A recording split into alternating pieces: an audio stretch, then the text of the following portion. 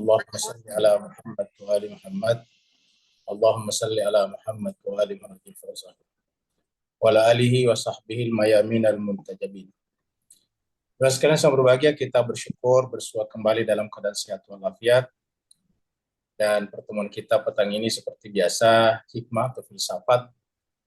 Dan kita masih membicarakan muhasadra dari pandangan Sayyid Hussein Nasr, yaitu perjalanan hidup dan karya-karya daripada muhasadra, terutama lagi Al-Asfar. Pada pertemuan yang lalu kita sudah lihat pikiran-pikiran yang mempengaruhi muhasadra, buku-buku, karya-karya. Kita sudah lihat pengaruh misalnya peripatetisme, atau dalam bahasa Arab disebut dengan masyaiyah, yaitu filsafat Yunani yang dulu dikomandoi oleh orang seperti Socrates. Tapi kemudian ini berkembang terus dan masuk dalam dunia Islam, dibawa oleh Al-Farabi, Al-Kindi, dan sebagainya. Dan kemudian Ibnu Sina. Ini cukup banyak mempengaruhi muhasadra. Mari kita masuk ke screen untuk meneruskan pembahasan ini.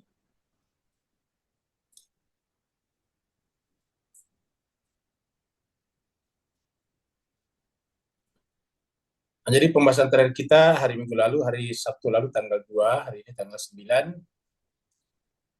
Jadi kita sudah membahas tentang karya-karya sebelumnya yang mempengaruhi muhasadra. Ya, baik yang sesama dengan Tusi, sebelum Tusi, dan juga murid-murid Tusi. Karya-karya seperti misalnya Isyarat al-Tambihat dan juga syarahnya, Risalatul Ilm, Mulakhas, dan sebagainya. Naqd al-Muhassal, semuanya mempengaruhi muhasadra. Jadi baik yang sesama dengan Tusi ataupun yang sebelum atau sesudahnya cukup banyak dipelajari. Dari sini kita lihat bahwa untuk ukuran 500 tahun yang lalu, itu perpustakaan daripada muhasadra itu besar sekali, karena mencakup berbagai macam karya yang lagi populer pada saat itu. Baik di zaman Yunani, Romawi, lalu kemudian masuk ke Islam, semuanya dibaca oleh muhasadra. Dan kita tahu pada saat itu buku belum sesederhana sekarang.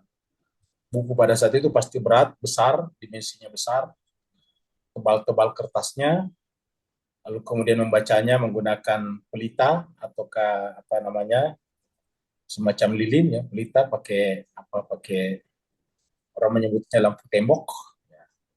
Kemudian menulis juga menggunakan bambu yang diraut seperti anak panah, tintanya juga dicelup-celup. Dan tentu saja kita tidak bisa bayangkan seperti sekarang. Tapi mereka bisa membaca begitu banyak buku dan menulis begitu banyak buku. Jadi kita lihat begitu besarnya spirit mereka, begitu besarnya semangat mereka untuk berkarya, membaca dan berkarya. Nah, sekarang kita masuk pada pada paragraf berikutnya. Fase terakhir filsafat peripatetik. Fase terakhir filsafat peripatetik. Jadi peripatetik ini istilah untuk filsafat yang dikembangkan oleh Socrates, peripatetisme, yang sangat erat dengan kota Shiraz. Jadi waktu berkembang di dunia Islam, itu di beberapa kota berkembangannya, pertama di Shiraz, kemudian pergi ke Isfahan misalnya, dan seterusnya. Jadi itu berpindah-pindah tempat tergantung daripada pusat pemerintahan pada saat itu. Kan pusat pemerintah biasa berpindah-pindah tergantung daripada rajanya. Kita lihat misalnya juga pada saat Nabi Ibrahim di Mekah, terus kemudian Nabi Muhammad dipindahkan ke Madinah. Pada zaman Sayyidina Ali, Imam Ali dipindahkan ke Kufah, Irak. Nah, seperti itu. Jadi berpindah-pindah. Jadi fase terakhir filsafat peripatetik yang sangat erat dengan kota Shiraz dan keluarga Dastaki. Ini Dastakis family ini terkenal, rata-rata filosof, pembaca, guru, dan juga penulis karya yang sangat banyak. Juga sangat dikenal oleh muhasadra. Jadi muhasadra kenal dengan keluarga Dastaki ini, atau Dastakis family ini. Dia sering mengutip Sadruddin Dastaki dan juga Ghiyasuddin Mansur Dastaki, terkenal bersaudara. Sayangnya sampai saat ini belum ada satupun karya Ghiyasuddin Mansur Dastaki yang telah diedit dan dicetak belum ada. Sehingga bahkan di Persia sekalipun pemikiran-pemikirannya hampir belum dikenal. Jadi bukan berarti dia tidak punya karyanya ada, tapi belum diedit, belum dicetak ulang. Jadi belum tidak sepopuler yang lain seperti Ibnu Sina misalnya, Al-Farabi, Al-Kindi. Kalau kita mendengarkan misalnya Al-Farabi, Al-Kindi, Ibnu Sina, atau misalnya termasuk di antara tadi Nasiruddin Tusi di atas ini, Tusi ini kita sudah biasa dengar, lazim. Ya. Tapi kalau seperti Dastaki bersaudara ini jarang kita dengar. Ya. Dan bukan berarti tidak ada karyanya, tapi tadi belum dicetak, belum diedit dan belum dicetak ulang. Karena kalau buku-buku lama kan harus diedit biar kelihatan bagus. Orang dulu menulis itu pakai tulisan tangan. Sehingga bahkan di Persia sekalipun pemikiran-pemikirannya hampir belum dikenal. Jadi bukan hanya di luar Persia, tapi di Persia sekalipun. Namun demikian, tak dapat diragukan bahwa dia adalah pendahulu terdekat Mullah Sadra. Jadi termasuk pendahulu terdekat Mullah Sadra. Jadi mereka lebih tua dari Mullah Sadra, tapi tidak jauh jaraknya. Dan barangkali merupakan filosofi peripatetik terpenting setelah Tusi, Nasiruddin Tusi. Jadi Dastaki bersaudara ini, atau keluarga ini, termasuk penganut filsafat peripatetik yang penting setelah zamannya Nasiruddin Tusi. Nasiruddin Tusi ini adalah setelah Ibnu Rushd setelah zamannya Ibnu Sina, seperti itu. Karena kita tahu ya namanya Ibnu Rushd itu peripatetik juga, bahkan menjadi pembela peripatetik ketika Ibnu Sina diserang oleh Al-Ghazali. Dan sebagaimana halnya Tusi, dia merupakan tokoh yang sangat mempengaruhi pemikiran Mullah Sadra. Jadi cukup banyak pengaruh Mullah Sadra. Ketika kita membahas karya-karya filsafat mazhab Isyraqi, mazhab Isyraqi berarti bukan peripatetik, ini Isyraqi adalah iluminasi ya. Yang tokoh utamanya pertama adalah Syihabuddin Suhrawardi. Jadi memang ini baru, kalau peripatetik yang dikembangkan Ibnu Sina bukan baru, sudah ada sejak zamannya Socrates.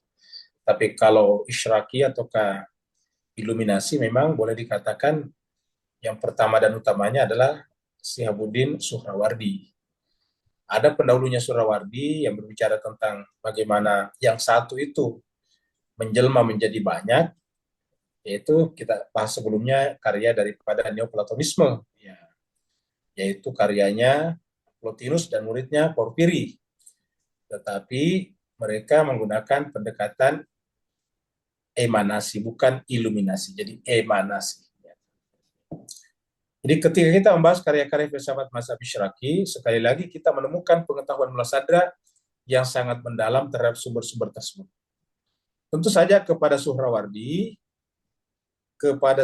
sendirilah Mullah Sadra memperoleh lebih banyak pengetahuan tentang mazhab Isyraqi. Karena kita tahu Suhrawardi atau nama lengkapnya Syihabuddin Suhrawardi merupakan perintis dan sekaligus tokoh utama daripada Isyraqiyah. Jadi makanya Mullah Sadra mendapatkan ilmu tentang itu dari sumber aslinya, dari artinya bukan pihak kedua. Jadi Mullah Sadra memperoleh lebih banyak pengetahuan tentang mazhab Isyraqi. Penetrasinya ke dalam tulisan dan ajaran Suhrawardi dapat dilihat secara tepat pada syarahnya atas Hikmat al-Isyarat. Jadi dia menulis buku tentang Hikmah al-Isyarat. Jadi penetrasinya ke dalam tulisan dan ajaran Suhrawardi ini bisa kita lihat secara tepat pada syarahnya. Jadi ingat karyanya Suhrawardi adalah Hikmah al-Isyarat. Kemudian dia bikin syarah al-Hikmah al-Isyarat. Syarah Hikmah al-Isyarat. Jadi disyarah, dibaca, lalu kemudian diberikan penjelasan-penjelasan sana sini. Pada kenyataannya, Mullah Sadra menganggap dirinya sebagai orang yang menyempurnakan doktrin-doktrin teosofi yang pertama kali di samping Suhrawardi. Jadi, Mullah Sadra menganggap dirinya sebagai orang yang menyempurnakan doktrin-doktrin teosofi. Jadi yang terkenal sebelum itu kan adalah filsafat, filosofi, atau sekali teologi. Sekali filsafat kah, atau sekali teologi kah? Dan biasanya teologi ini adalah bagian daripada filsafat. yaitu cabang ontologi yang berbicara tentang metafisika. Di situ biasanya bicarakan masalah ketuhanan, teologi. Ya. Walaupun nanti kemudian teologi berdiri sendiri. Ya.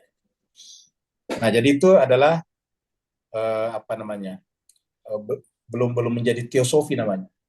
Nah, kemudian belakangan ada penggabungan antara teologi dan filosofi. Menjadilah teosofi. Jadi ini penggabungan ini. Teologi dan filosofis, teosofi. Dan kita lihat ini Mulasada termasuk penggagas utamanya yang cukup banyak mengambil bahan-bahan dari karya Hikmah Isyarat Suhrawardi. Jadi cukup banyak mengambil bahan dari sana. Jadi dari Suhrawardi karyanya Hikmah Al-Isyraq. Hikmatul Isyraq, Hikmah Al-Isyraq. Filsafat iluminasi. Penjelasan metafisiknya dapat dianggap sebagai versi baru pandangan dunia Suhrawardi. Jadi penjelasan metafisiknya Mulla Sadra bisa dianggap sebagai versi baru pandangan dunia Suhrawardi. Jadi kalau Suhrawardi dengan isyaraknya disebut dengan isyarak point one, nah Mulla Sadra lah isyarak point two, kurang lebih begitu dalam pandangan teosofi. Ingat, dalam pandangan teosofi, dalam pandangan isyarak. Karena kan isyarak ini bicara teosofi. Kenapa? Karena membicarakan tentang filsafat tetapi ketuhanan dan bagaimana dia Tuhan yang kita sebut sebelumnya melalui Neoplatonisme itu dengan the one, kemudian tiba-tiba menjelma menjadi banyak, jadi menjadi majemuk, menjadi plural. Kan tadinya cuma satu the one, istilahnya Plotinus itu the one. Kalau istilahnya dulu Plato kan disebutnya dengan idea, jadi idea. Nah, kemudian belakangan idea itu diberi nama lain oleh Plotinus dengan the one. Nah, sekarang bagaimana caranya the one itu kemudian menjelma menjadi banyak, jadi menjadi plural. Nah, ini yang diuraikan oleh Plotinus dengan teori emanasinya. Yang satu meleleh ke bawah menjadi banyak, seperti es, kemudian meleleh ke bawah, mengalir kemana-mana, membentuk realitas yang bermacam-macam. Jadi kita katakan penjelasan metafisiknya dapat dianggap sebagai versi baru pandangan dunia Suhrawardi. Namun diinterpretasikan dalam sudut pandang doktrin prinsipalitas wujud. Jadi diinterpretasikan dalam doktrin baru oleh Mulla Sadra, yaitu prinsipalitas wujud ataukah asalatul wujud. Jadi ini adalah asalatul wujud. Asalatul wujud. Kalau diterjemahkan, asala itu prinsip, asal, yang mendasar. Prinsip ini prinsipalitas. Bahwa yang prinsip, yang utama, yang asal adalah wujud. Ada, kata ada. Sebelumnya sudah bicarakan juga kata ada. Kalau orang bicara filsafat dan ontologi pasti bicara tentang ada, being. Tetapi tidak semendalam daripada Mulla Sadra. Mulla Sadra kemudian mengupgrade atau mengangkat wujud ini menjadi tema sentral. Ya, kalau darinya kan cuma merupakan sub-sub tema dalam filsafat. Kita tahu bahwa dalam filsafat itu ada namanya ontologi, ada epistemologi, ada aksiologi. Nah, punya bagian-bagian lagi. Bahkan nanti teologi bersendiri seperti itu. Teologi bersendiri. Ya. Pada zamannya Aristoteles, filsafat dibagi dua saja. Filsafat pertama dan kedua. Pertama adalah metafisika, yang kedua adalah fisika. Gitu. Yang metafisika nanti dibagi-bagi, yang fisik juga dibagi-bagi. Fisika dibagi-bagi. Nah, tetapi tidak membicarakan wujud atau ada secara prinsip. Bahwa itu adalah yang paling prinsip, yang mendasar, awal dari segala-galanya. Dan selain dia tidak ada yang lain. Nah, ini dibahas panjang lebar dalam karya utama Mulla Sadra dalam perjalanan 4 ini, Al-Asfar Al-Arba'ah. Jadi kita ulangi lagi bahwa penjelasan metafisiknya dapat dianggap sebagai versi baru pandangan dunia Suhrawardi. Namun diinterpretasikan dalam sudut pandang doktrin prinsipalitas wujud, asalatul wujud. Sebelumnya doktrin yang terkenal bukan prinsipalitas wujud, bukan asalatul wujud, tapi asalatul mahiyah. Jadi ingat sebelumnya itu adalah asalatul mahiyah, prinsipalitas kuiditas, prinsipalitas esensi. Jadi yang prinsip itu esensi, bukan wujud. Jadi esensi bukan wujud. Datang Mullah Sadar mengatakan yang penting adalah wujud, bukan esensi. Kita dengarkan, kita baca bahwasanya Mullah Sadar tadinya juga menganut doktrin prinsipalitas mahiyah ataukah esensi ataukah kuiditas. Tetapi menjelang akhir hayatnya, kemudian dia merasa tiba-tiba mendapatkan semacam ilham untuk kemudian berpikir bahwa ini keliru, ada yang salah di sini. Maka kemudian dia berpaling, lalu kemudian membentuk ajarannya sendiri, yaitu prinsipalitas wujud, dan ini kemudian menjadi inti daripada ajarannya di dalam Al-Asfar Al-Arba'ah itu. Jadi asalatul wujud ataukah prinsipalitas wujud. Dan bukan prinsipalitas esensi nanti. Bukan prinsipalitas esensi. Bukan prinsipalitas esensi ataukah asalatul mahiyah. Seperti yang diterima oleh Surawardi.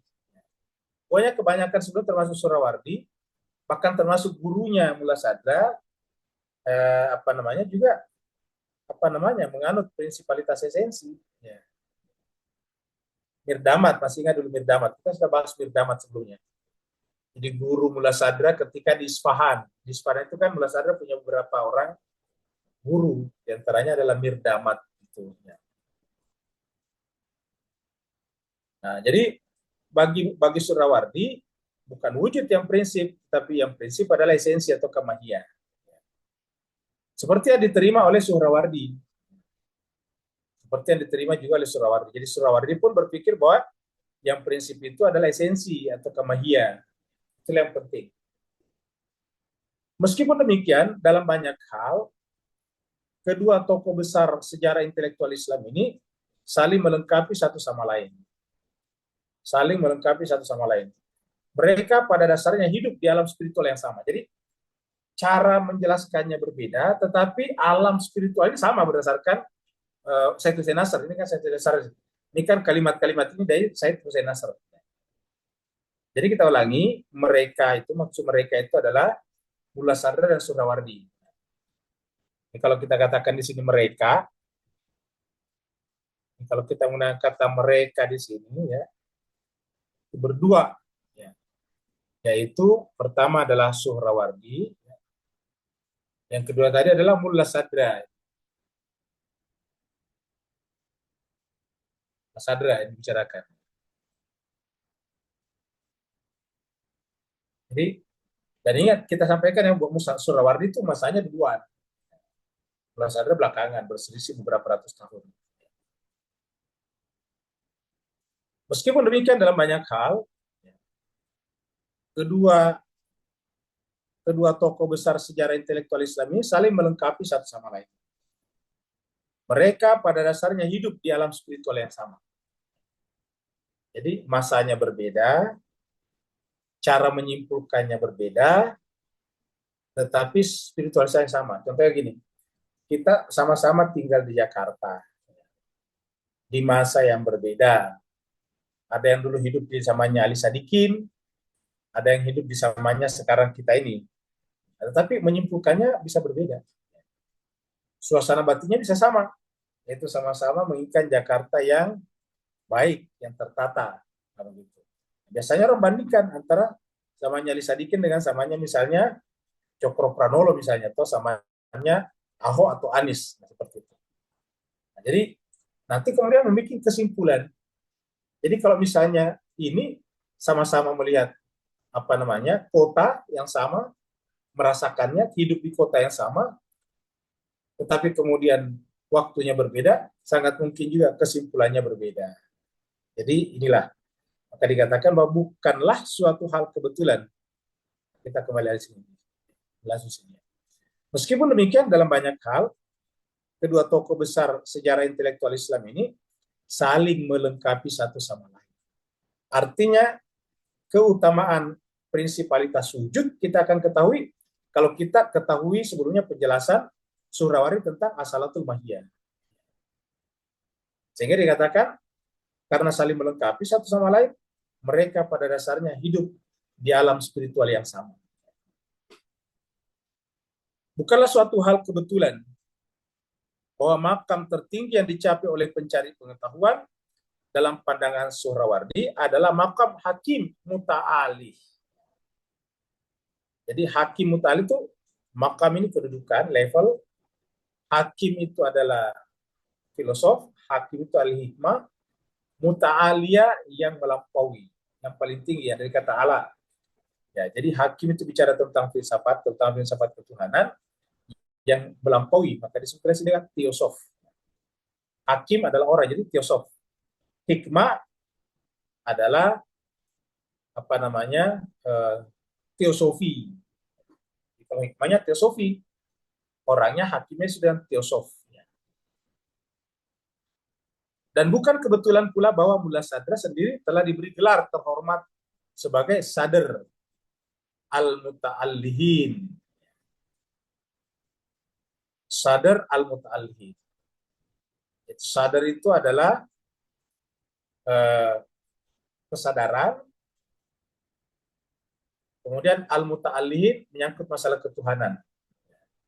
Muta'allihin, ilah, dari kata ilah. Dari kata muta'aliyah juga tinggi. Ini masalah-masalah ketuhanan yang tinggi. Jadi sebenarnya dengan teosof tertinggi. Jadi kalau menyangkut masalah teosofi hikmah, ya sampai sekarang Mullah Sadr dianggap yang paling terkemuka. Sampai sekarang. Sebuah gelar yang dapat dipahami hanya dalam konteks makna muta'alih. Di dalam kearifan mazhab Isyraqi. Jadi artinya definisi ya ataukah penjelasan tentang al-muta'ali ini kita bisa pahami kalau kita paham juga isyaratnya Suhrawardi. Jadi kita tidak bisa memahami secara sempurna makna muta'ali kalau kita tidak memahami isyrakinya Suhrawardi. Sekali lagi kita sampaikan, mungkin ada yang baru bahwa Suhrawardi ini begitu besarnya sampai menjadi kutipan, menjadi guru daripada seorang Mullah Sadra. Padahal Suhrawardi ini meninggalnya masih muda, umur 36 atau 37 tahun. Iya, masih muda. Jadi masih sangat muda usianya, tetapi meninggalkan karya yang sangat besar, yaitu Hikmah al-Isyraqi tadi, Hikmatul Isyraq. Tadi ya, di atas kita tulis di sini, Hikmatul Isyraq. Nah, ini adalah karya magnum opusnya Suhrawardi. Dia meninggal dan sangat muda dalam keadaan dibunuh, makanya disebut dengan al-maktul, terbunuh. Karena banyak orang iri hati kepadanya, banyak ulama-ulama lalu kemudian memfitnahnya di depan raja, putra daripada Salahuddin Alayubi pada saat itu, akhirnya kemudian dia dibunuh. Dengan tuduhan yang mengada-ada yaitu sesat.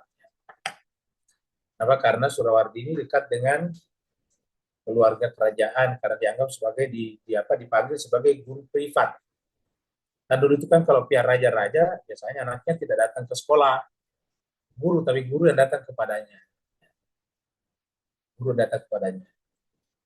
Walaupun tentu tidak semua ulama juga mau datang kepada istana. Salah satu yang tidak mau datang itu adalah Imam Malik. Imam Mazhab Maliki. Dia punya prinsip ilmu bukan mendatangi, tapi ilmu didatangi. Terkenal kata-katanya Imam Malik, al-ilmu yu'ta. Ilmu itu didatangi, bukan mendatangi. Jadi kalau Anda butuh ilmu, kamu datang kepada sumber ilmu. Begitulah. Kalau Imam Malik. Jadi walaupun dia raja atau anak raja, kalau mau belajar datang ke tempatnya Imam Malik. Bukan Imam Malik yang datang ke kerajaan. Tapi bagi Suhrawardi tidak ada masalah. Selama yang bersangkutan benar-benar ingin berpengetahuan, maka dia datang kemanapun dia dipanggil untuk mengajar, termasuk ke istana. Di antara karya-karya Suhrawardi, jadi artinya karya-karya Suhrawardi banyak karyanya. Mullah Sadra paling banyak merujuk kepada Hikmatul Isyraq. Karya ini adalah magnum opus, ya. Masterpiece-nya, karya utama daripada Suhrawardi. Hikmah al-Ishraq. Dan syarah yang ditulis oleh Kutubuddin Syirazi atas kitab ini. Jadi ada syarat terhadap ini. Kutubuddin Syirazi ini beda dengan Mullah Sadra. Sadra juga Syirazi juga. Tapi bukan itu. Ya, kalau Mullah Sadra ada juga syarahnya terhadap Hikmatul Ishraq. Jadi satu buku itu terkadang disyarah oleh beberapa orang. Karena buku itu sangat baik, kaya, dalam, enrich, membuat kaya orang, maka kemudian dia bisa memberikan penjelasan-penjelasan. Apalagi kalau buku itu buku berat, syarat dibutuhkan untuk membantu pembaca awal, pembaca pemula untuk memahami buku tersebut. Jadi akan tetapi Mullah Sadra juga menggunakan karya-karya Surawari yang lain. Jadi bukan hanya Hikmah al-Ishraq, jadi tetapi juga menggunakan yang lain. Jadi bukan hanya buku utamanya Hikmatul Ishraq, ya, dan juga syarah Hikmatul Ishraq yang ditulis oleh Kutubuddin Syirazi, tetapi Mullah Sadra juga menggunakan karya-karya Surawari yang lain. Jadi menunjukkan bahwa Surawari benar menggunakan karya-karya. Banyak karyanya Surawari. Walaupun meninggal umur 36 tahun, saya meninggalkan karya yang begitu banyak dan kaya, dalam. Jadi akan tetapi Mullah Sadra juga menggunakan karya-karya Surawari yang lain. Khususnya talwihat. Talwihat. Kemudian mutarahat. Mutarahat. Dan hayakil an-nur. Hayakil an-nur. Jadi ini semua adalah karya-karya terkenal daripada Suhrawardi. Sebagai referensi di dalam asfar. Jadi digunakan sebagai referensi, rujukan. Di dalam karya utama daripada Mullah Sadra yaitu asfar. Ya. Ingat Mullah Sadra juga punya banyak karya. Asfar salah satu di antaranya. Sebagaimana jadi kalau misalnya Mullah Sadra punya magnum opus, masterpiece, nah itu adalah Asfar al-Arba'ah. Sedangkan kalau Suhrawardi banyak karyanya seperti ini, tapi magnum opusnya adalah Hikmah al-Isyarat. Hikmah al-Isyraq, hikmah iluminasi. Jadi sebagai referensi di dalam asfar dan di tempat yang lain, maksudnya di karya-karya Mullah Sadra yang lain. Dia akrab dengan tulisan pengikut-pengikut Suhrawardi. Jadi bukan hanya Suhrawardi, tapi pengikut-pengikut Suhrawardi. Kata pengikut di sini jangan bayangkan sesama dengan Suhrawardi. Bisa saja berbeda masanya, tetapi termasuk menghidupkan kembali filsafat Suhrawardi. Sama saya kita sekarang di Indonesia, saya lihat di YouTube itu podcast ada berapa yang buat podcast yang mengangkat karyanya kembali kembali Tan Malaka, Ibrahim Tan Malaka. Ya, Tan Malaka ini kan juga luar biasa ya, bisa menulis buku tentang Madilog itu, ya. Materialisme, dialektika dan logika. Madilog itu singkatan dari materialisme, dialektika dan logika ya. Dan padahal ditulisnya itu dalam keadaan pelarian, bersembunyi dari satu rumah ke rumah lain. Boleh dikata tidak punya lagi buku rujukan, jadi semuanya dihafal. Nah sekarang ada anak-anak muda tertentu atau komunitas yang coba mengangkat kembali ini, sehingga disebut dengan komunitas Tan Malaka. Jadi kemudian kita teruskan lagi. Jadi atau kita baca dari sini. Dia akrab dengan tulisan-tulisan pengikut Suhrawardi, tidak hanya pada Kutubuddin saja. Jadi bukan hanya pada Kutubuddin, tadi di atas ini, Kutubuddin Syirazi. Jadi Mullah Sadra yang juga Syirazi membaca juga bukunya Kutubuddin Syirazi tadinya. Kutubuddin Syirazi. Tetapi juga tulisan-tulisan yang sangat sedikit dipelajari dari Syamsuddin Shahrazuri. Jadi ada tulisan-tulisan yang sangat sedikit dipelajari dari tulisan Syamsuddin Shahrazuri. Sebagai dengan karyanya Syajarat al-Ilahiyah, Syajaratul Ilahiyah, pohon ilahiyah. Syajarat itu kan pohon. Syajarah al-Ilahiyah, dan sepertinya ditulis sebagai syarah atas Hikmah al-Ishraq. Jadi seperti itu. Jadi namanya bukan syarah tetapi isinya syarah. Ini adalah Syajaratul Ilahiyah, tapi menurut ilmuwan ini adalah merupakan syarah terhadap Hikmah al-Ishraq. Hikmatul Ishraq.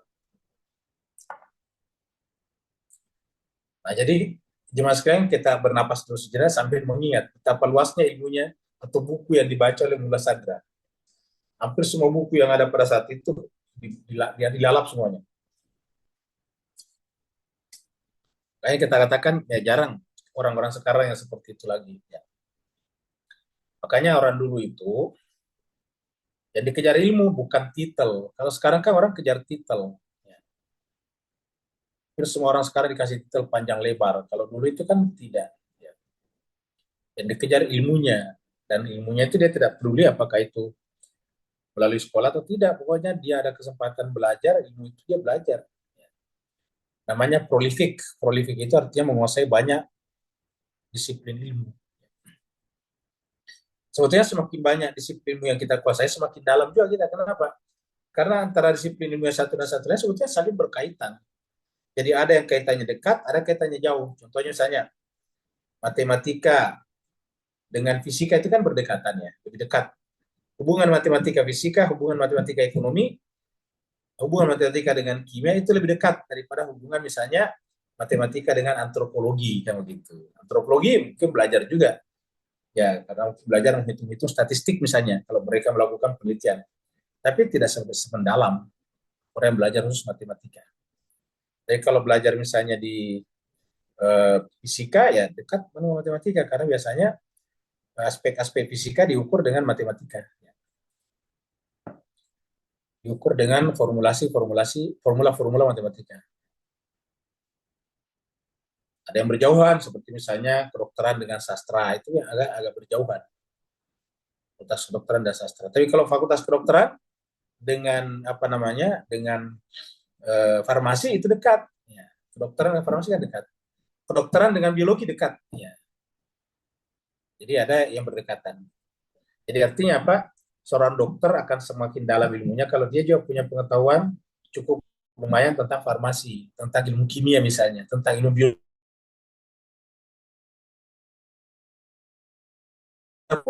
Adapun daripada filosof Isyraqi yang belakangan Mullah Sadra sangat mengenal tulisan-tulisan. Ingat Isyraqi ya. Jadi penekanannya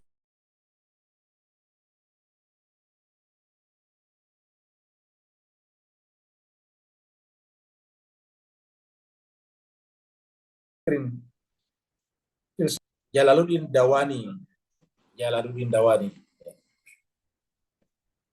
Jalaluddin Dawani. Kemudian Ibnu Turkah, nama orang. Ibnu Turkah. Ini semua adalah intelektual terkenal pada zamannya. Sayangnya saat ini belum ada studi yang serius terhadap karya-karya Ibnu Turkah. Padahal itu disebutkan oleh Sadr dalam karyanya sebagai referensi. Walaupun demikian, analisis sepintas menunjukkan peranan Ibnu Turkah sebagai penghubung utama antara Suhrawardi dan Mullah Sadra. Walaupun demikian, analisis sepintas menunjukkan bahwa peranan Ibnu Turkah sebagai penghubung utama antara Suhrawardi dan Mullah Sadra itu tak bisa dinafikan. Terutama dalam upayanya mempertemukan doktrin peripatetik dan iluminasi dengan irfan. Jadi tiga ini. Ya, jadi kita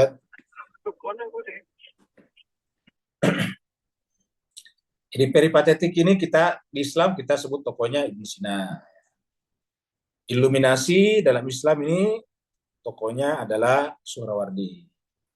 Irfan ini tokohnya adalah Ibnu Arabi. Tiga. Kita lagi peripatetik itu Masyaiyah tokohnya utamanya adalah Ibnu Sina. Dan iluminasi tokoh utamanya adalah Syihabuddin Suhrawardi. Kemudian Irfan tokoh utamanya adalah Ibnu Arabi. Dan kita juga sudah pernah bahas sebelumnya. Jadi kita lagi walaupun demikian analisis pintas menunjukkan peranan Ibnu Turkah sebagai penghubung utama. Ibnu Turkah penghubung utama antara Suhrawardi dan Mullah Sadra. Jadi artinya apa? Karya Ibnu Turkah itu termasuk memperluas cakrawala karya daripada Suhrawardi, lalu kemudian diadopsi oleh Mullah Sadra. Terutama dalam upayanya mempertemukan doktrin peripatetik, iluminasi dengan irfan. Peripatetik, Masyaiyah, dan iluminasi adalah Isyraqiyah, dan irfan ini adalah gnostik atau irfan.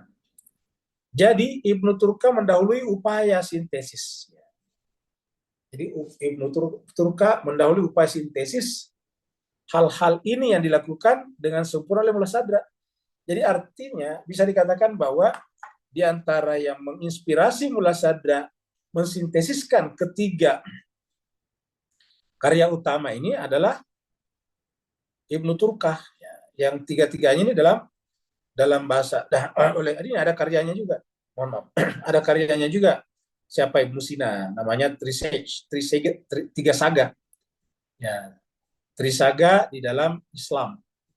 Ya, saga pertama adalah Ibnu Sina dengan peripatetiknya, saga kedua adalah siapa Surawardi dengan Ibnu Sina, saga ketiga adalah Ibnu Rafi dengan gnostiknya. Itu ada tuh. Enggak tahu ada nggak di sini, coba kita lihat. Kalau bapak-bapak mau baca itu ada kalau tidak salah. Ada.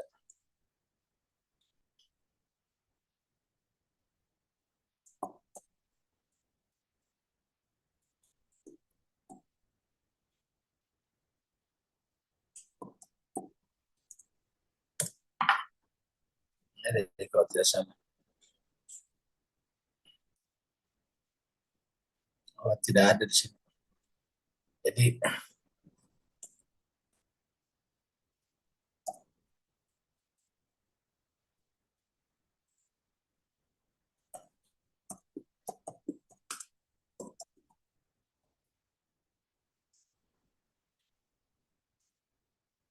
tidak ada ya. Jadi tidak ada di playbook ya ini. Tapi saya ingat saya dulu pernah ada itu di sini. Tapi apa di sini saya lihat atau di yang lain, karena kan banyak banyak sekali apa namanya banyak sekali aplikasi yang menawarkan buku. Di antaranya ini adalah uh, playbook, ada juga yang lain-lain. Jadi ada yang seperti juga Amazon dengan Kindle-nya itu kan ada juga. Ya. Jadi kita kembali ke sini. Jadi kesimpulannya ada karyanya Ibnu Sina tentang itu. Tiga saga dalam pandangan Islam, dalam pandangan filsafat Islam. Saya lihat dulu di Android ya, karena ini bukan Android ya. Tiga saga.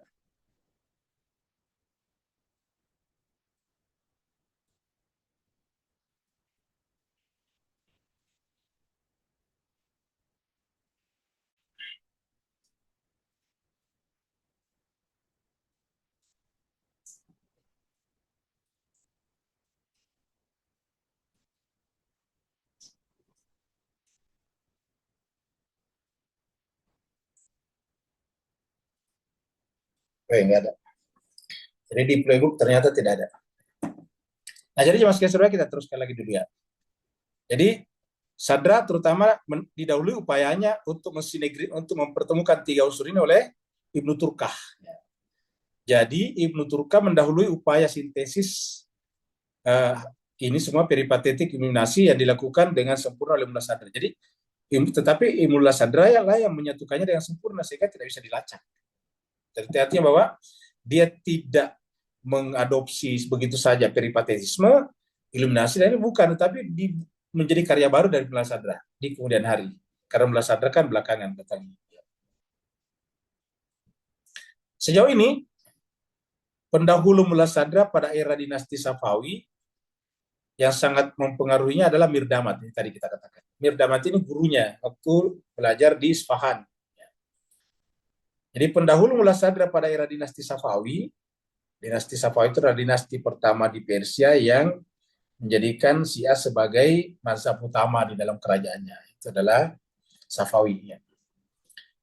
Jadi sebelum Safawi itu masih campur di sana Sunni, masih banyak Sunni. Tapi setelah itu kemudian menjadi Syiah. Jadi pendahulu Mullah Sadra pada era dinasti Safawi yang sangat mempengaruhinya adalah Mirdamat, pendiri mazhab Isfahan. Pendiri mazhab Isfahan. Kita sudah bahas sebelumnya.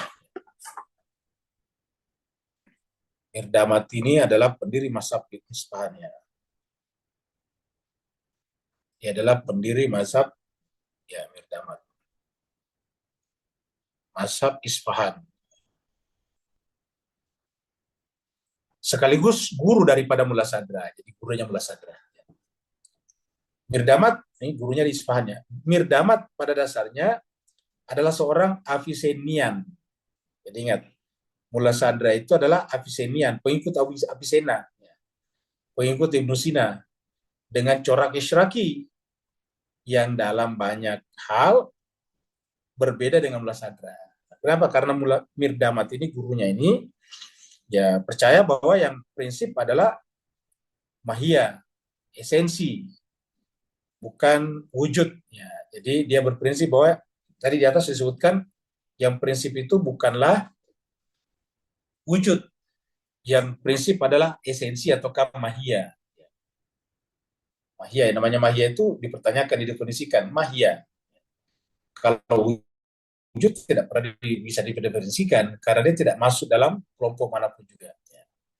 Meskipun demikian, Mirdamat telah mempersiapkan jalan bagi kemunculan Mulla Sadra. Jadi Mirdamat ini telah mempersiapkan jalan bagi kemunculan Mulla Sadra. Kita sudah bahas sebelumnya di bab berapa gitu bahwa kalau Mirdamat membaca tugas-tugas Mulla Sadra, dia menangis. Begitu terpukau dengan keindahan karyanya dan mengatakan akan ada orang yang melebihi saya. Nah itu. Dia terharu karena dia punya murid yang akan melampaui dirinya. Ya, seperti itu. Jadi kalau dia membaca karya atau tugas-tugasnya Mulla Sadra, maka Mirdamat itu menangis, terenyuh bahwa dia punya murid yang luar biasa yang kelak di kemudian hari akan mengalahkan dirinya. Begitulah Mirdamat. Dan kita juga belajar bahwa yang namanya guru itu tidak boleh iri hati kepada muridnya. Justru seperti Mirdamat, justru bangga, terenyuh, menangis, ya, menangis terharu bahwa dia akan punya murid yang akan luar biasa. Jadi meskipun demikian, Mirdamat telah mempersiapkan jalan bagi munculnya Mulla Sadra. Jadi Mirdamat merupakan jalan pembuka, karena dialah mengajari tentang filsafat cukup dalam. Ini kita sudah bahas di pembahasan sebelumnya. Mempersiapkan munculnya Mulla Sadra. Yang pada akhirnya benar-benar mewakili pencapaian puncak mazhab Isfahan. Jadi golden age-nya mazhab Isfahan, puncaknya ada pada Mulla Sadra. Jadi zaman keemasan daripada mazhab Isfahan ada pada Mulla Sadra. Setelah itu tidak ada lagi. Jadi kita tahu sebelumnya ada beberapa tokoh yang muncul di di Isfahan, bukan hanya Mirdama, tetapi juga ada misalnya yang arsitek itu yang ya, pokoknya ada beberapa tokoh, ada 3 tokoh utama di sana, kita sudah bahas dulu di pembahasan sebelumnya. Tapi memang yang paling banyak mempengaruhi cara berpikirnya Mulla Sadra adalah Mirdamat. Ya. Mulla Sadra begitu memahami dan karenanya sering menyinggung pandangan-pandangan gurunya di dalam tulisan-tulisannya, khususnya dalam Asfar. Khususnya dalam Asfar. Jadi di dalam karya Asfar ini sering menulis, ya. Sering menyebut, ya, dalam karya Asfar ini sering menyebut karya-karya daripada gurunya, ya. Pandangan-pandangan, ya, gurunya yaitu Mirdamat tadi. Ya. Mirdamat ini.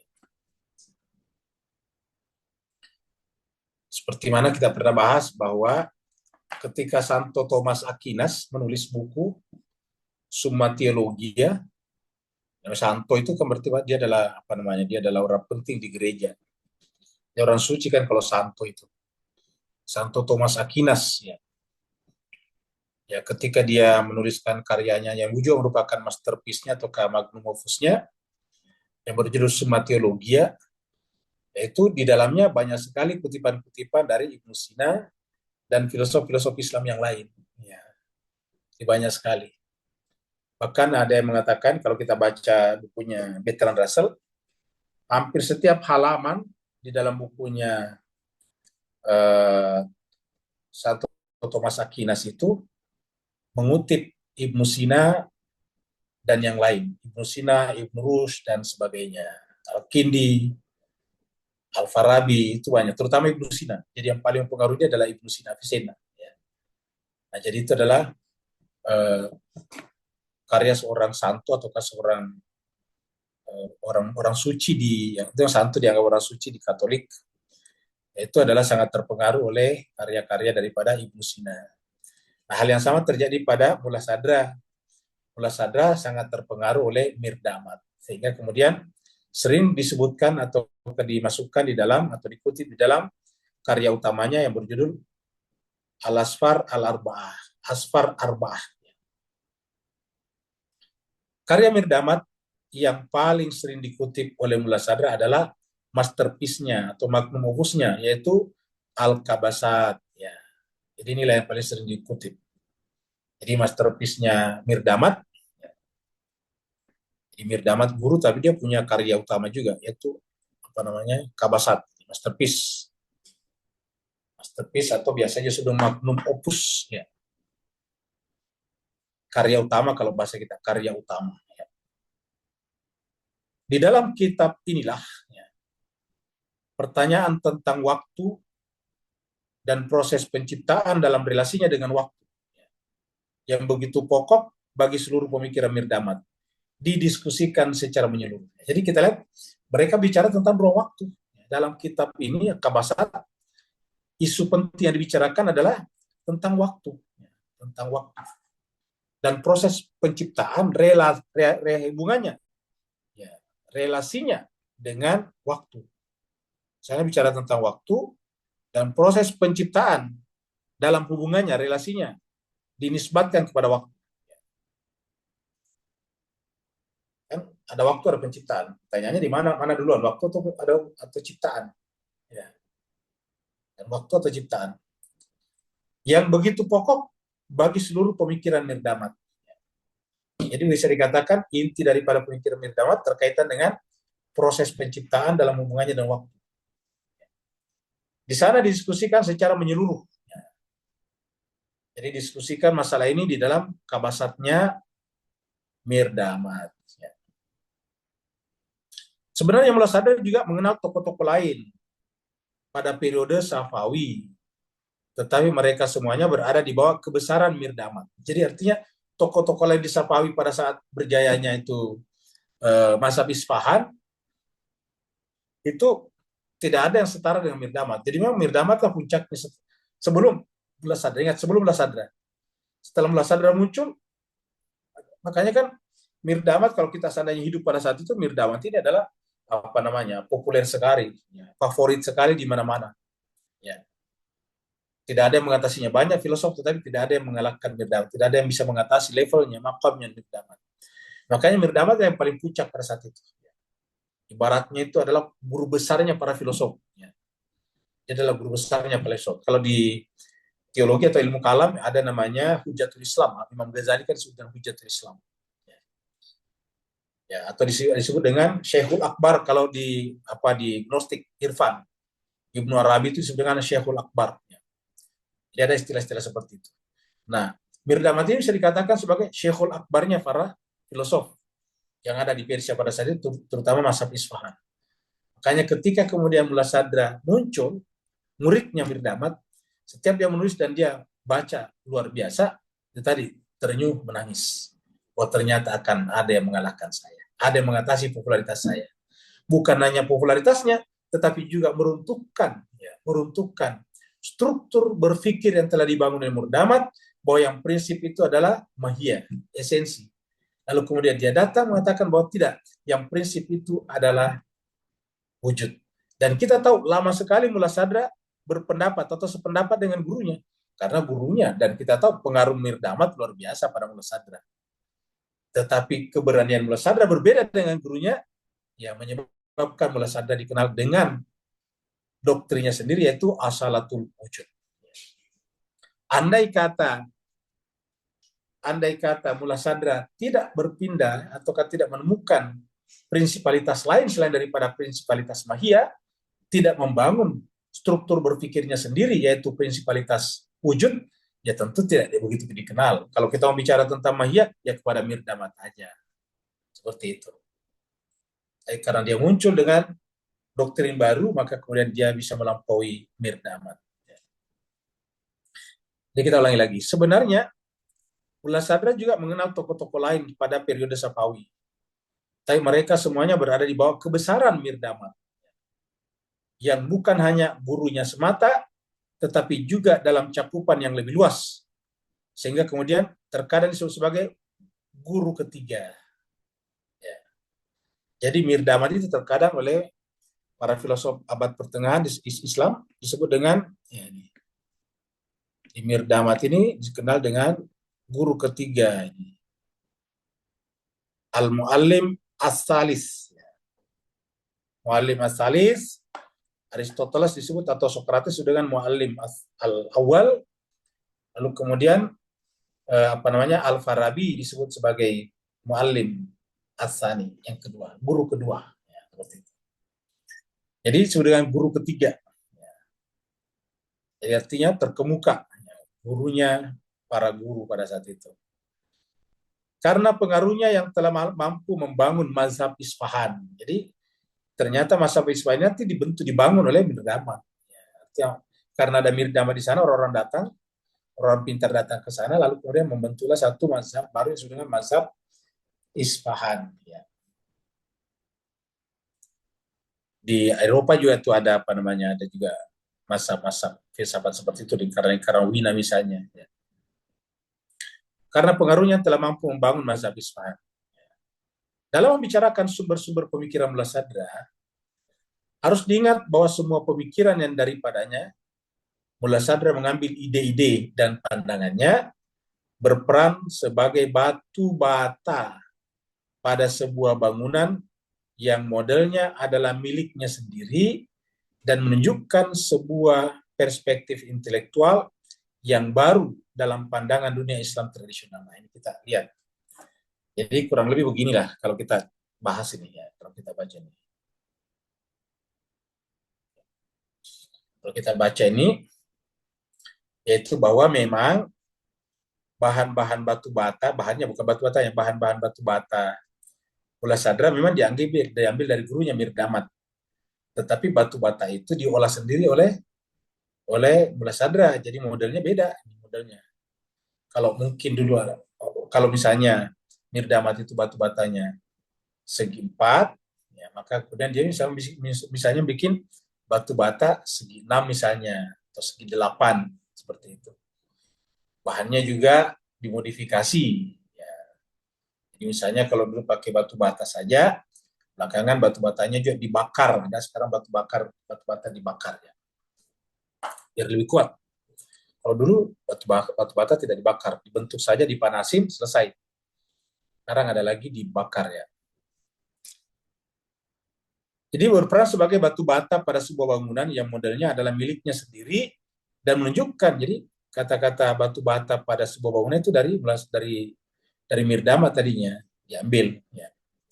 Kita ulangi, dalam membicarakan sumber-sumber pemikiran Mullah Sadra, harus diingat bahwa semua pemikiran yang daripadanya tadi di atas ini Mirdamat, ya, Mullah Sadra mengambil ide-ide daripadanya Mirdamat dan pandangannya berperan sebagai batu bata pada sebuah bangunan yang modelnya adalah miliknya sendiri. Jadi penekanannya di sini adalah pada modelnya. Modelnya adalah miliknya sendiri Mullah Sadra. Jadi hak patennya Mullah Sadra, bukan Mirdamat. Dan menunjukkan sebuah perspektif intelektual yang baru dalam pandangan dunia Islam tradisional. Jadi melahirkan perspektif intelektual yang baru. Dia melahirkan perspektif intelektual yang baru dalam pandangan dunia Islam tradisional. Kenyataan ini akan menjadi lebih jelas jika seseorang mengalami kesulitan untuk membuat perbandingan aktual antara sumber-sumber asli tadi dengan apa yang digunakan oleh Mullah Sadra di dalam penjelasan doktrin-doktrinnya. Ada yang mengatakan bahwa misalnya Mullah Sadra mengambil doktrin ketunggalan, ya, ketunggalan unity atau kita Indonesia unitas, unity. Dari bahasa Inggris unity, kesatuan, ketunggalan.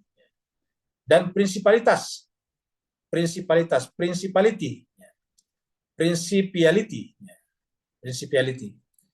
Jadi ketunggalan dan principalitas wujud. Jadi ketunggalan wujud dan principalitas wujud.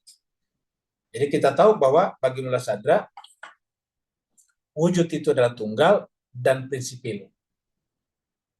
Wujud itu tunggal dan sekaligus asalah. Asalah itu prinsip. Bukan hanya dia tunggal, tapi dia prinsip. Tidak ada selain dia. Tunggal. Jadi makanya disebut dengan intinya adalah ketunggalan, unity, dan prinsipalitas atau principiality. Prinsipalitas wujud dari para sufi. Kesatuan agen pemikiran. Kesatuan agen pemikiran. The unity of agent of the agent of intellection. Jadi the unity of the agent of intellection. Di kesatuan agen inteleksi, pemikiran. Jadi kesatuan agen pemikiran. Kesatuan antara akal dan objek. Kesatuan antara akal dan objek. Antara akil dan makul. Makulnya itu objek yang dikenai pekerjaan akal. Makul namanya. Jadi akal dan objek akal. Jadi kalau di bahasa Arab kan ini, akil wa makul. Antara orang yang berakal dan objek yang dikenai pekerjaan akal tersebut. Kesatuan antara akal dan objek akal. Dari Abu Hasan Al-Amiri. Yang sebelumnya doktrin ini berasal dari Porfiri. Porfiri ini muridnya Plotinus. Ya, bapak pendiri Neoplatonisme yang merupakan kelanjutan daripada pemikiran Plato. Murid daripada Socrates. Serta beberapa aspek tertentu tentang teori pengetahuan dari Ishraqi. Akan tetapi, ketika perbandingan aktual dibuat antara pernyataan-pernyataan asli doktrin-doktrin tersebut dengan apa yang dijelaskan oleh Mullah Sadra, maka transformasi di ide tersebut yang kemudian menjadi unsur-unsur dalam semesta pemikiran Mullah Sadra akan tampak dengan jelas, akan kelihatan dengan jelas. Jadi kalau kita transformasikan perbandingan aktual dibuat antara pernyataan-pernyataan asli doktrin tersebut dengan apa yang dijelaskan oleh Mullah Sadra, maka transformasi diri tersebut kemudian menjadi unsur-unsur dalam semesta pemikiran Mullah Sadra. Maka akan tampak dengan jelas. Kreativitas di dalam pengertian tradisional bukanlah suatu penemuan individual. Ingat. Dalam pengetahuan tradisional, kreativitas itu bukan penemuan. Jadi ulangi lagi, kreativitas di dalam pengertian tradisional bukanlah suatu penemuan individual. Bukan suatu penemuan individual. Bukanlah suatu penemuan individual. Atau penciptaan sebuah kebenaran. Tetapi kreativitas adalah suatu pandangan baru terhadap realitas yang selalu ada dan akan selalu demikian. Jadi namanya kreativitas itu adalah pandangan yang terus-menerus terbaharui. Karena dikatakan kreativitas adalah suatu pandangan baru terhadap realitas. Ya, ingat. Jadi kita katakan kreativitas itu adalah pandangan yang terus-menerus diperbaharui terhadap realitas. Itulah penciptaan. Kalau tidak terus-menerus diperbaharui, bukan penciptaan namanya. Makanya karena kita ini atau benda-benda di sekitar kita, semuanya itu mengalami proses pembaruan terus-menerus. Berubah dan berubah. Maka berarti kan proses penciptaan Tuhan juga tidak pernah berhenti. Ya. Jadi yang namanya kreativitas itu, penciptaan, adalah sebuah bentuk kreativitas, sebuah bentuk perubahan terus-menerus. Jadi adalah terus-menerus berubah. Jadi kreativitas adalah suatu pandangan baru, artinya pandangan yang terus-menerus mengalami pembaruan terhadap realitas yang selalu ada dan akan selalu demikian. Jadi akan selalu ada perubahan itu dan akan selalu demikian. Kata para filosof Yunani, dunia ini adalah pantarei. Pantarei itu artinya berubah dan terus berubah. Ya. Tidak pernah berhenti berubah, pantarei. Sampai dikatakan satu-satu yang tidak berubah di alam semesta ini adalah perubahan itu sendiri.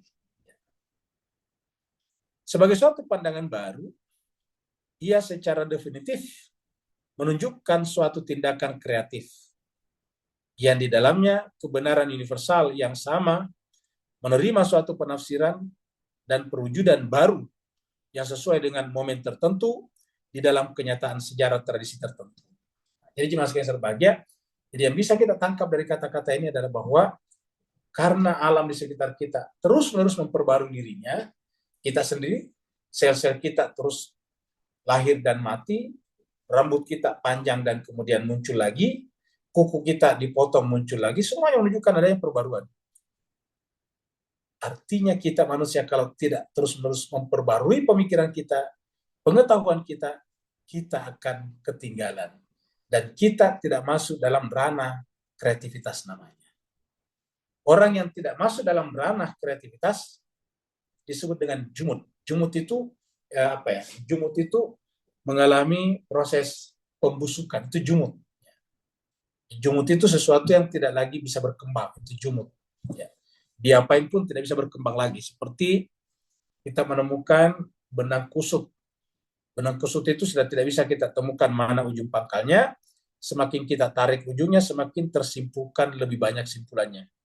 Lebih banyak simpulnya si tali itu. Akhirnya lama-kelamaan susah kita uraikan. Nah, itu namanya jumud. Nah, jadi supaya kita tidak jumud, kita harus selalu terus-menerus memperbarui pandangan kita terhadap realitas. Karena realitas sendiri terus-menerus berubah dan akan terus berubah. Demikian. Jadi kita tidak bisa lari daripada perubahan. Maka kita harus belajar dan belajar terus-menerus. Dan Al-Quran memang mengakomodasi perubahan itu. Itulah sebabnya biasanya salah satu penyebab suatu produk atau suatu peradaban tertinggal adalah ketika dia lupa kalau di sekitarnya terjadi perubahan. Contohnya misalnya, banyak tadi produk yang luar biasa terkenalnya. Kita mengenal handphone Nokia dulu. Pokoknya di mana-mana pasti Nokia. Orang punya handphone pasti Nokia. Nokia adalah handphone sejuta umat. Tapi dia lupa kalau ternyata lingkungan pengetahuan itu berkembang terus. Sehingga Nokia lupa melakukan pembaruan. Dia terpukau dengan pasarnya yang besar, lupa kalau manusia yang menjadi pasarnya itu juga menginginkan sesuatu yang baru terus-menerus. Begitu muncul yang namanya BlackBerry, Nokia langsung mati. Kan yang mematikan Nokia itu adalah BlackBerry. BlackBerry juga begitu, tiba-tiba semua orang punya BlackBerry. Begitu kita ketemu tanya, PIN-nya berapa? Kenapa? Karena BlackBerry itu pakai PIN. Yang pertama mempertemukan kita satu sama lain adalah BlackBerry. Kita bisa berhubungan dengan orang, berarti tahu PIN-nya. Ya. Jadi itulah boleh dikatakan cikal bakal WhatsApp dan grup WhatsApp pertama, yaitu adalah BlackBerry. Di mana-mana orang, pokoknya kalau BlackBerry itu pasti orang bergengsi. Kenapa? Karena ada keyboardnya, ya, kemudian enak dilihat, proporsional, ya.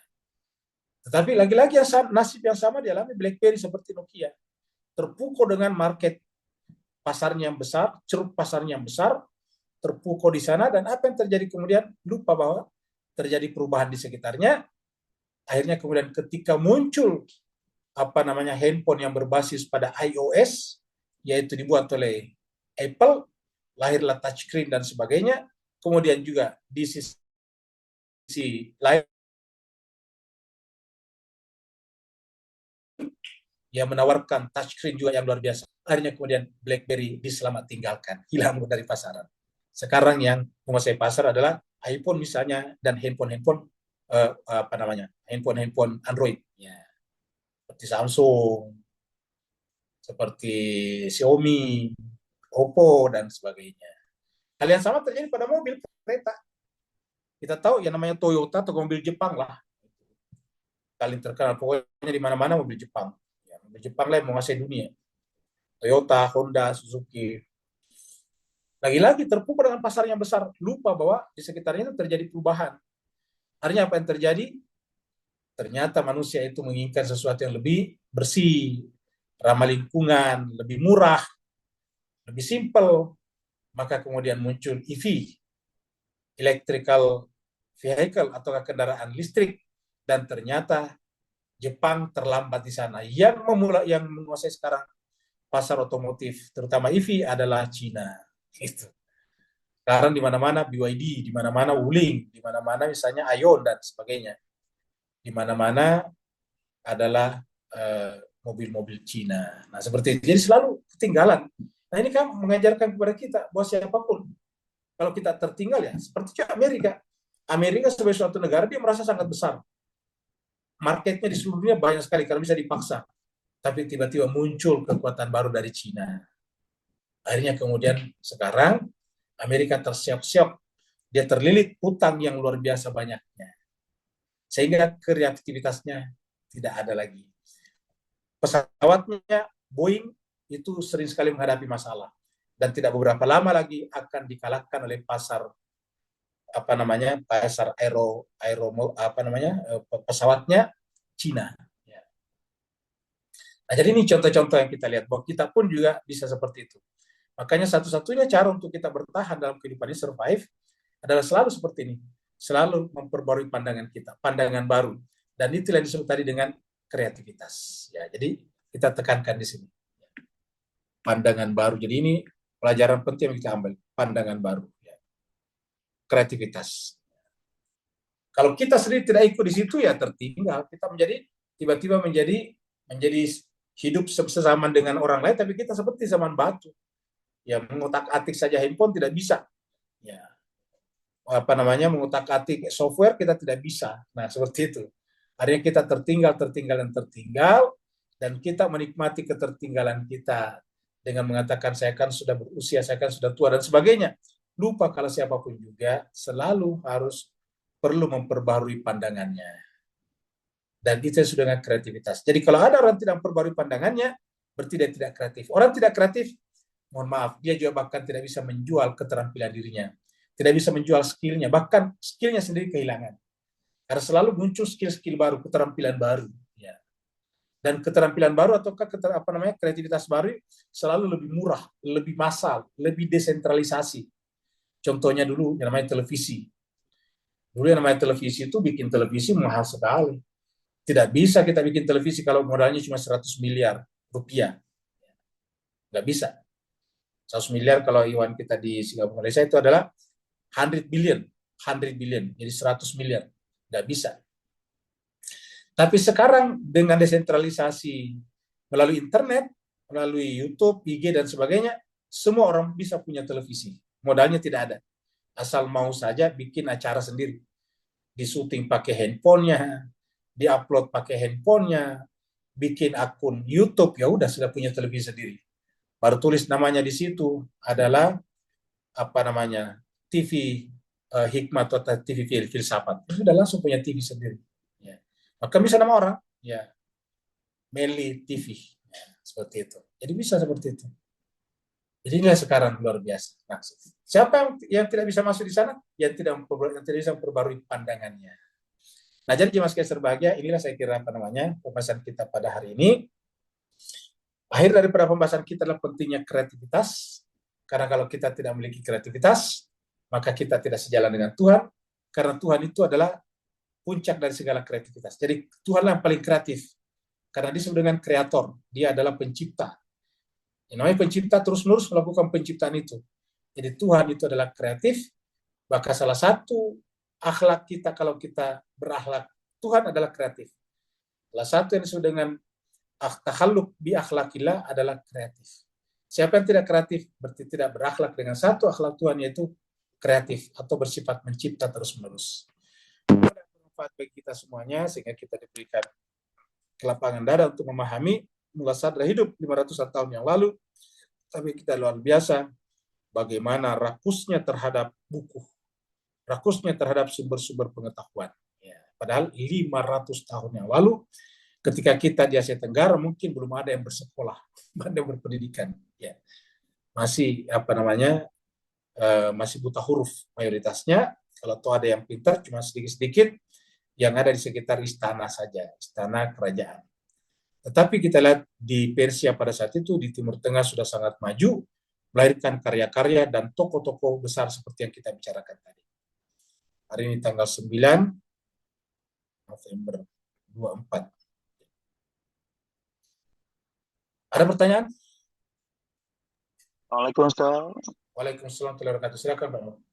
Alhamdulillah, barakallahu fiik. Bismillahirrahmanirrahim. Boleh beri pencerahan sikit bahawa sisi historis kita telah tahu dengan jelas suatu ketika dulu selepas Rasulullah SAW wafat berlaku konflik antara Sunni-Syiah tadi, dan pada 100 tahun setelah beliau wafat, telah dipolitikkan hingga lahir mazhab-mazhab fikih.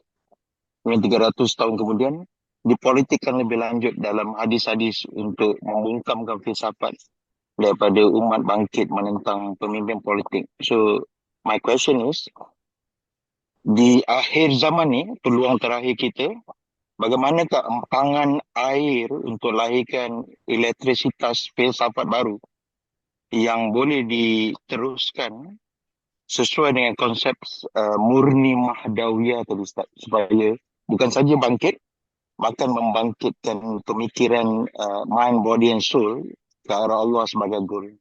Barakallahu fiik. Afwan Ustaz.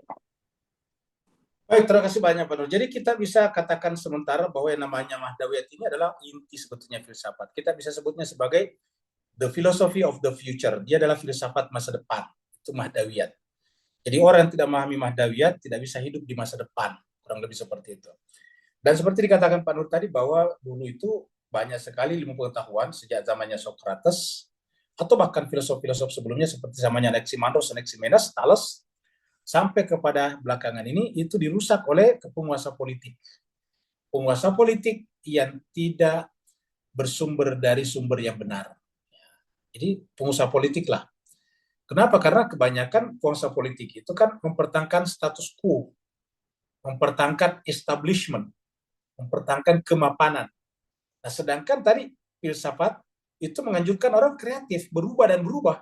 Sedangkan namanya para penguasa politik itu tidak ingin terjadi perubahan. Mereka takut kehilangan tahta dan kursinya. Maka kalau ada orang yang tiba-tiba memiliki pandangan berbeda dengan pihak penguasa, maka biasanya disingkirkan. Ya, disingkirkan, bahkan ada yang dibunuh dan sebagainya. Nah, inilah yang menyebabkan terjadi kemandegan di dalam filsafat dan sebagainya. Contoh misalnya, yang membunuh Socrates pada zamannya adalah penguasa politik. Jadi ingat Socrates itu dihukum, entah apa salahnya, tetapi yang jelas penguasa menghukumnya dan dipaksa minum racun. Ya, seperti itu. Kita lihat misalnya sekolah itu dihentikan oleh salah seorang raja Romawi pada saat itu. Ya.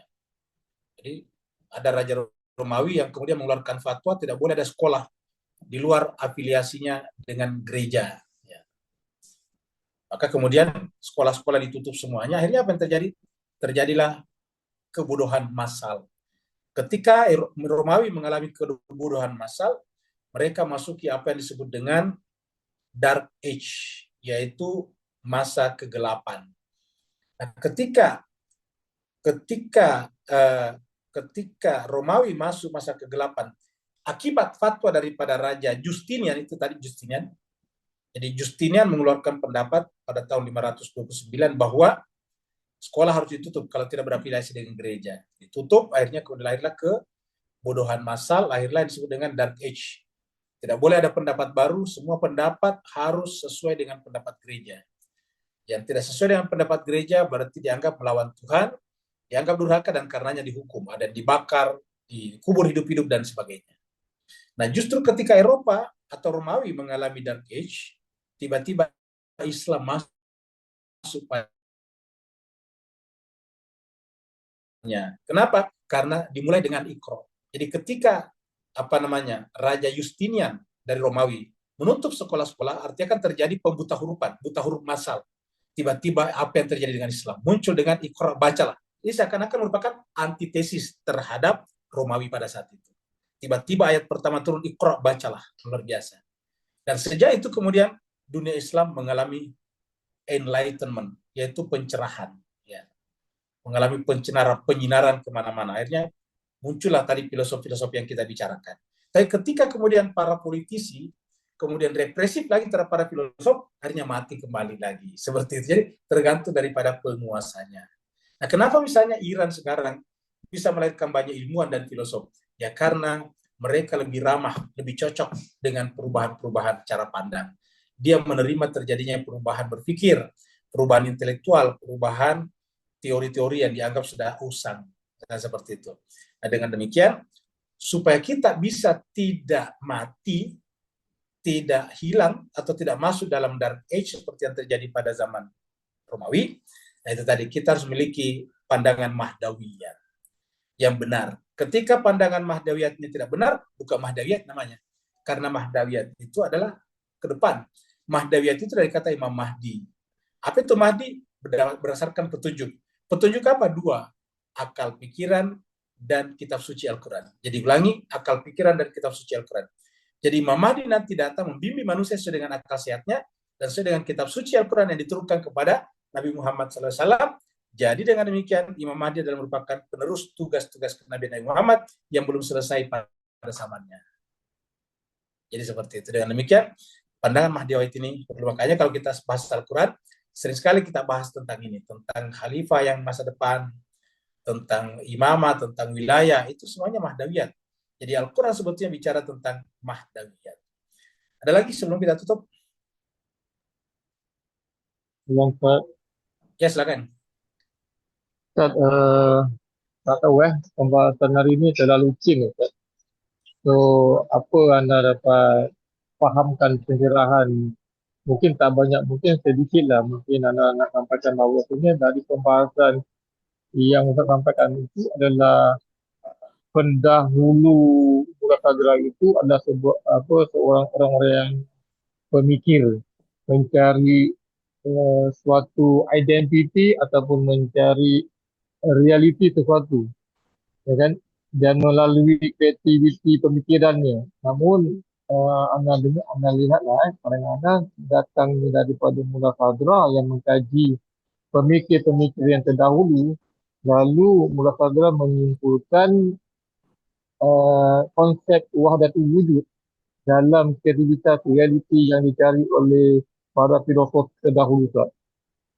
Kerana dalam pembahasan awal-awal itu tidak ada kaitan agama dalam pemikiran pemikir terdahulu. Kemudian datang Mullah Sadra ini dengan konsep agama, jadi timbullah memperbetulkan bahawa wahdah wujud itu yang lebih sempurna daripada pemikir-pemikir yang terdahulu. Maknanya mengkoreksi. Begitu Ustaz? Mohon pencerahannya Ustaz. Ya, baik. Terima kasih banyak, Bro. Jadi cuma sekedar bahagia kalau kita gambarkan seperti ini nih ya, kita gambarkan seperti ini. Katakanlah sebelum Mullah Sadra itu ada filosof-filosof seperti ini, kita kecil-kecil gini ya. Ya ada kecil-kecil begini ya. Kemudian ini kita simpulkan menjadi tiga. Ini katakanlah ini adalah yang disebut dengan apa namanya? Ini adalah filsafat peripatetik. Ini banyak orangnya di dalam, mulai dari Socrates ini banyak. Kemudian kita simpulkan, dan ini adalah Ibnu Sina di sini. Tokoh yang menyimpulkan ini adalah Ibnu Sina. Kemudian muncul lagi satu di sini, ya. Muncul lagi di sini satu. Kita sebut ini adalah Gnostik. Ya, Gnostik. Kalau ini tadi adalah peripatetik, kemudian di sini adalah Gnostik. Tokohnya di sini utamanya adalah Ibnu Sina, tokohnya di sini utamanya adalah Surawardi. Kemudian muncul lagi satu di sini. Ya. Muncul lagi satu di sini. Ya. Maaf, kalau Gnostik tadi di sini adalah Ibnu Arabi ya, Gnostik Ibnu Arabi. Ya, jadi ingat Gnostik Ibnu Arabi. Kemudian muncul lagi satu di sini, ya namanya Isyraqiyah, Isyraqiyah. Ya. Isyraqiyah ini tokoh utamanya adalah Surawardi. Nah, kemudian kita lihat. Jadi pada saat Ibnu Sina melakukan di sini, dia membuat ini menjadi satu sintesa, menjadi satu kesatuan. Jadi seakan-akan tidak terpisah-pisah, tapi menjadi satu kesatuan. Sama juga di sini, jadi satu kesatuan. Ya. Sama juga dengan di sini, jadi satu kesatuan. Jadi disatukan seperti ini. Nah, kemudian ini adalah pembesar utamanya di sini adalah Ibnu Sina, filosof besar. Dia juga adalah hafal Quran. Ini adalah di sini adalah Gnostik Ibnu Arabi, juga hafal Al-Quran, punya tafsir Al-Quran juga. Di sini Isyraqiyah juga adalah Surawardi, juga hafal Al-Quran juga. Ini adalah menyimpulkan semuanya dari sini. Lalu kemudian datanglah Mullah Sadra ya, dengan ininya menyatukan semuanya. Ya, seperti ini. Lalu kemudian menjadilah satu sintesis seperti ini. Ya. Sintesis seperti ini. Nah tadi Ibnu Sina kita keluarkan ini tadi. Jadi kita keluarkan ini tadi Ibnu Sina. Kita keluarkan di sini. Ini kita keluarkan P di sini, peripatetik. Ya. Di dalamnya ada beberapa di sini. Nah, di sini juga mulai daripada zaman Sokrates, sama-sama terdahulu. Ya.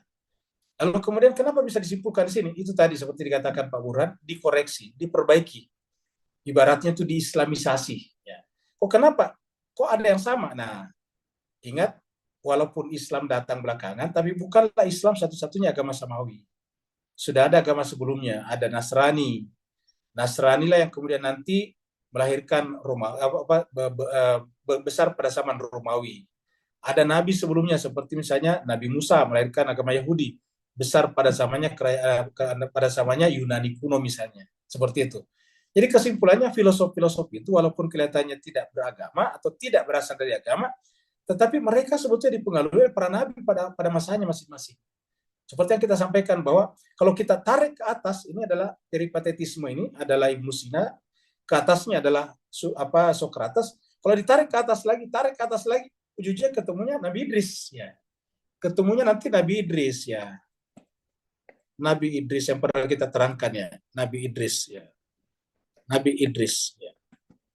Yang disebut di filsafat dengan Hermes ya.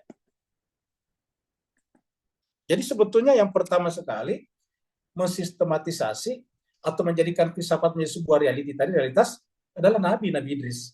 Nah cuma jangankan filosofnya, pendapatnya, bahkan agamanya para nabi pun juga kan banyak dirubah, namanya tahrif. Lalu kemudian datanglah Islam. Ya makanya Mullah Sadra di sini mewakili ulama Islam sekaligus filosof Islam mencoba memperbaiki tahrif tersebut. Karena disebut dalam Al-Quran, salah satu fungsinya Al-Quran adalah muhaimin, menjaga kebenaran daripada agama-agama sebelumnya dengan dibawa ke dalam pengadilan Al-Quran. Kalau sejalan dengan Al-Quran berarti dia benar, kalau bertentangan dengan Al-Quran berarti dia salah. Hal yang sama terjadi pada filsafat atau teosofi. Kalau sejalan dengan Al-Quran maka diterima sebagai kebenaran, tapi kalau tidak sejalan dengan Al-Quran ditolak sebagai kebenaran. Itulah fungsinya orang seperti Mullah Sadra. Jadi seperti itu. Saya kira cukup Mas Kaiser sebagai sampai di sini. Terima kasih banyak atas perhatiannya. Ya, sama-sama Pak Burhan. Mohon maaf atas segala kekurangan. Assalamualaikum warahmatullahi taala wabarakatuh.